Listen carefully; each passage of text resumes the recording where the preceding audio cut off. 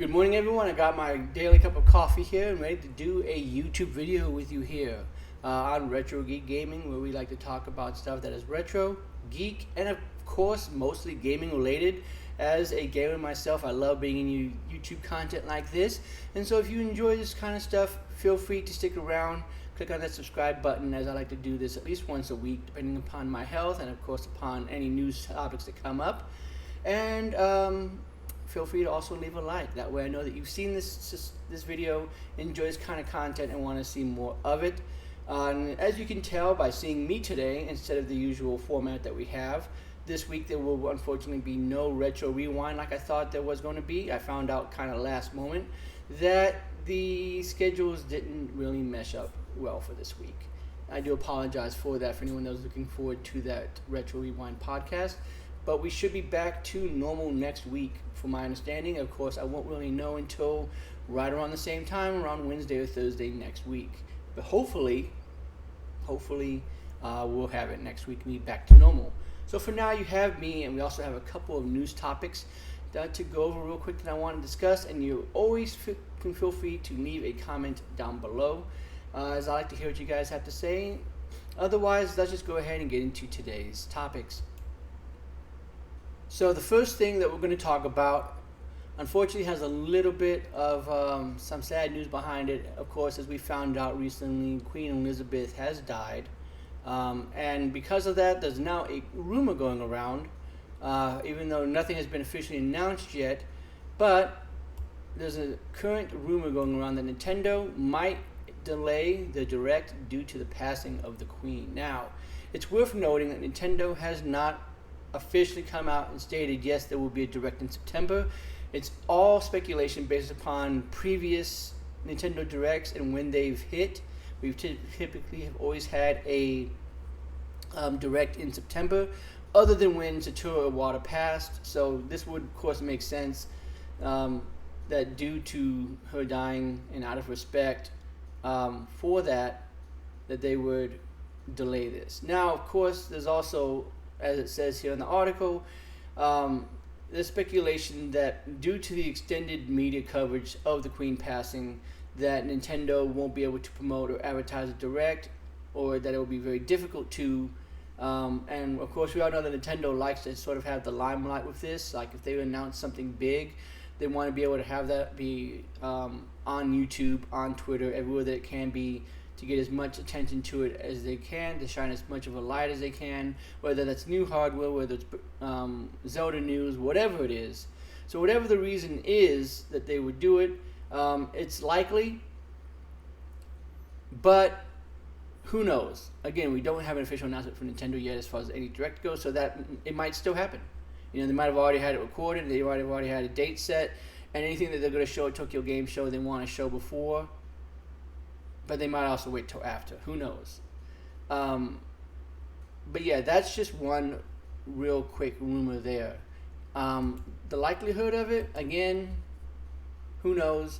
We do know that when Satoru Iwata passed, they didn't have a September Direct. But of course, that made a lot more sense because Satoru Iwata was the face of the Directs. You know, he was out there doing it. He was doing the directly to you thing. And it was a very sad day for me. I remember exactly where I was and exactly what I was doing when I heard about it. But who knows? But, you know, this is a bigger thing than some celebrity dying. This is, you know, the queen of a country has been around for as long as I've been alive, at least as long as I can remember that she's been queen.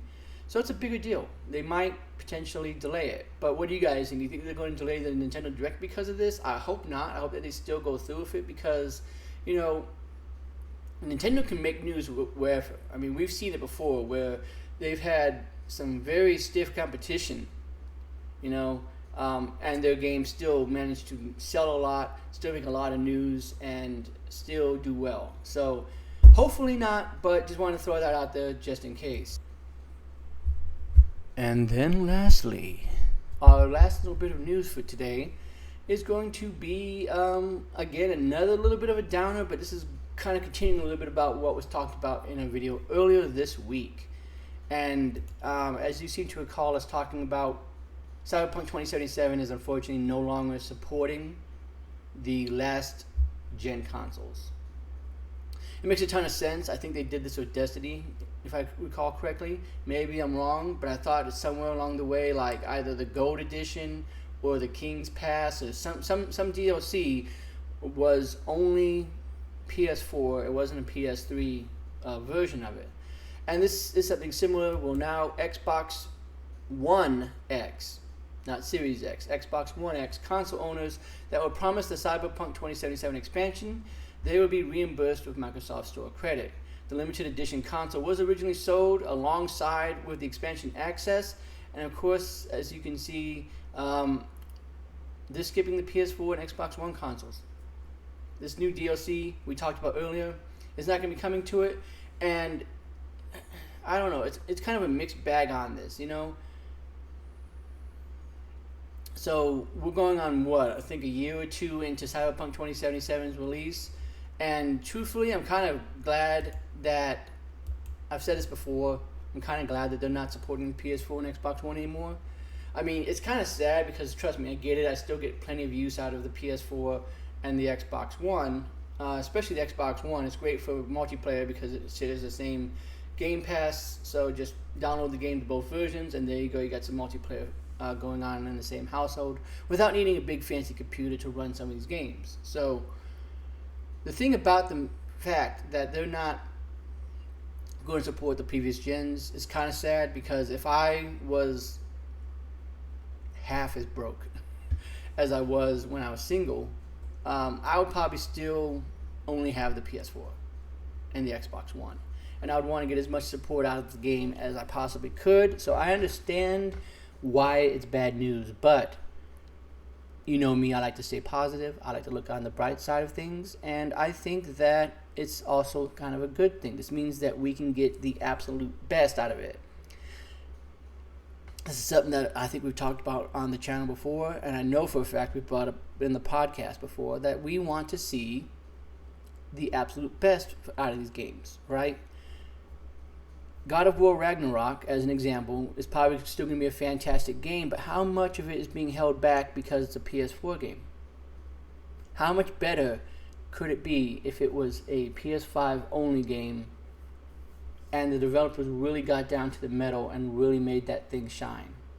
You know, because I've seen some great games. After all, the Astro Bot game that came with the PS5 was super fun. I loved it, and it showed off all the capabilities that the PS5 controller can do, and showed off the speed of the SSD, and I really like that, and I really want to see more of that. I want to see more stuff that uses the controller, and again, just really gets down to what the PS5 is capable of doing.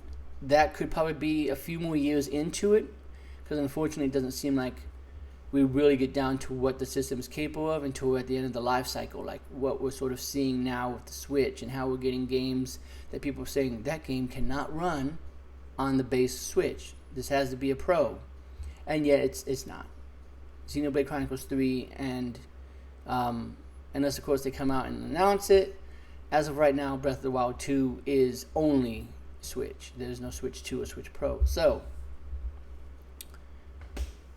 what do you guys think about all this? Do you think it's kind of a good thing? Because again, I think it is kind of a good thing and kind of a bad thing also. Yeah, it sucks if you're a PS4 owner, and you were looking for, or even Xbox One X owner, because I know the Xbox One X is basically as capable, and in some cases more capable than a Series S, and Series X also.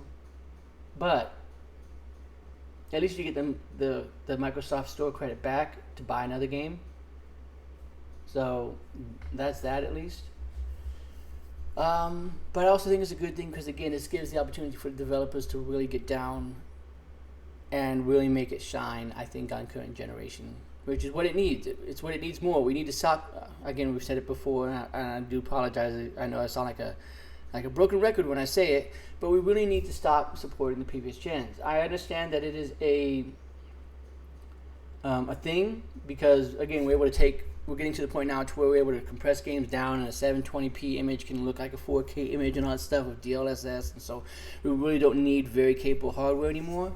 But it would be nice for the people that have it, that have the PS5, that have the Series X, to really sort of see what this game what these games are capable of. Like I remember back in my day when, and this is something that we kind of see also from Nintendo, when I bought a GameCube, Luigi's Mansion looked really good. Metroid Prime looked really good. You know what I'm saying? Like these games looked really good, and they weren't on 64. They only came to GameCube. So you could really see what the GameCube was doing. And of course the discs were like that big, so people are like, oh man, these things load really quick, and they have it look as good for a disc that's this big. Wow. So that's just an example of what I'm talking about. But what do you guys think? Do you think I'm in the wrong here? Do you think that, because again, I do kind of still want support for the last generation. I feel like if you did support it to begin with, you need to continue to support it. That would be like if Nintendo came out with, I don't know, a new Nintendo Switch, kind of what they did with the I don't know, because they did that. That's a bad example. They did come out with Xenoblade Chronicles only on the new Nintendo 3DS, but for the most part, most of the games were still 3DS only games, even though they had a more capable piece of hardware. So that's just my 2 cents, though. I'm going to go ahead and stop it here because I think I've taken more time than I should have on that last part and kind of went on a rant. I do apologize. Still early for me. I'm going to go ahead and drink some more coffee. And hopefully you guys will enjoy this video. And I'll see you next week for more news topics. And hopefully there'll be a Nintendo Direct to talk about also. Have a good one, guys.